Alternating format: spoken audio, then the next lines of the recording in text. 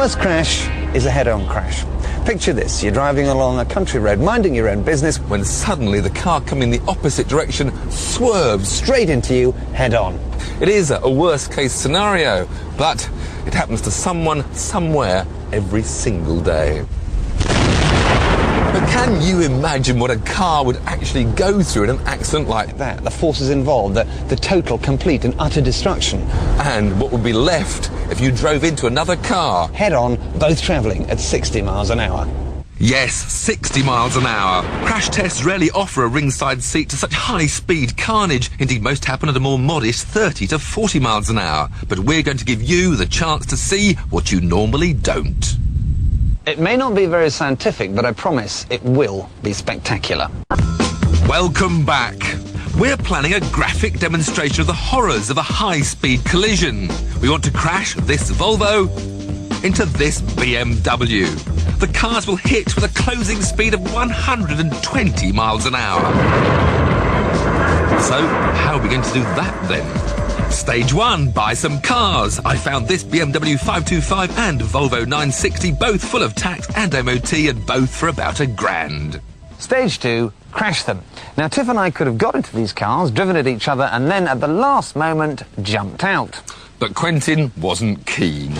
So enter Dr. James Brighton, an engineering expert who's pretty handy with hydraulics and knows his way round Radio Shack. We've commissioned him and his team to make our cars controllable by remote control. The ultimate big boys' toys. We're creating a typical head-on accident at typical speeds with typical cars, except they're remote controlled. The tension is high. To capture the carnage in as much detail as possible, we've got 3 ruggedized ultra-high-speed film cameras, 3 digital cameras normally used for military research, and a camera the size of a thimble transmitting the onboard view. All in order to show you what you never normally see. Despite our non-scientific approach, our operation has caused quite a stir in crash testing circles, and the Millbrook Research Facility's Andrew Beach has come to observe.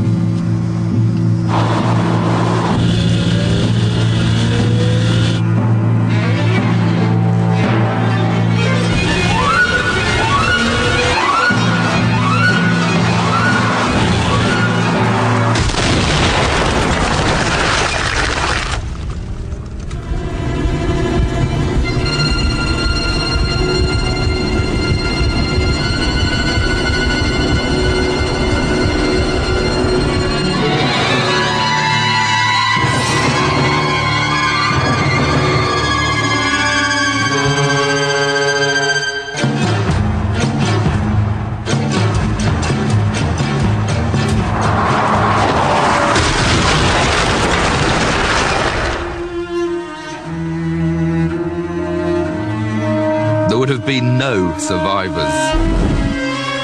Airbags would not have helped.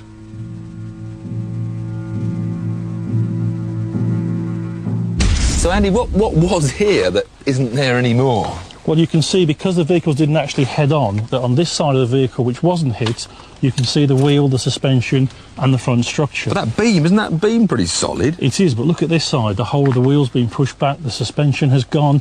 That beam has been crushed back just like it's a bit of tin foil. Here, you can see the engine. It's been twisted in the whole vehicle. The prop shaft is broken. And if we move backwards here to what's left of the driver's door, you can see that the front wheel is now practically touching the back of the driver's door. And there's no better news for the Beamer. The steering wheel's like right in, there's no room between the front seats and the back seats. That's right, just look at the amount of crush you've got here, the deformation in the A-pillar, how that's been pushed right back. The wheel has been pushed right back into where the driver's feet would be. And if you look to see the engine really hasn't moved that much. It's more or less where it was. So that shows that when the two cars collided, the engine, the front structure and the engine didn't really take a lot of the energy. It's only when the cars impacted in this area that the actual work started to be done, and most of the energy has been absorbed here, and as you can see, that's resulted in a lot of deformation. So, Andy, I mean, these cars are, what, 10 years old? I mean, are modern designs any better at surviving these sort of accidents? Yes, modern cars are designed to undergo what's called an offset test, where we actually deliberately only impact half of the vehicle width. So the sort of damage that you see here would be less on a modern car. But I have to say, this 60 mile an hour test, compared to we test at 40 or legally 35 miles an hour, is still way above what a modern car would be able to survive.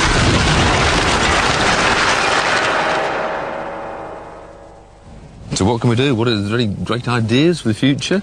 Well, you're fighting sort of conflicting requirements here. You've got the requirement of keeping the passenger compartment rigid so that the occupants don't get crushed, but then you also want to make the front of the car nice and soft so it absorbs as much of the energy as possible. I guess the one thing we could do is make cars with 30-foot bonnets, but they really wouldn't be practical to drive around on the roads. But I mean, I've seen lots of cars after racing accidents, but nothing quite prepares you for something like this.